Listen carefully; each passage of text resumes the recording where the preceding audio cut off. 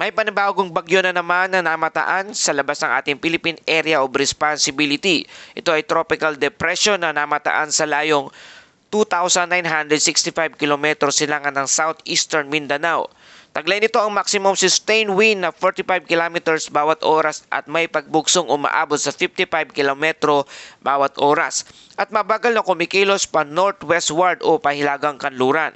Sa kasalukuyan, napakalayo pa ng sistema sa kalupaan ng ating bansa kaya wala pa itong direktang epekto sa anumang bahagi ng ating bansa.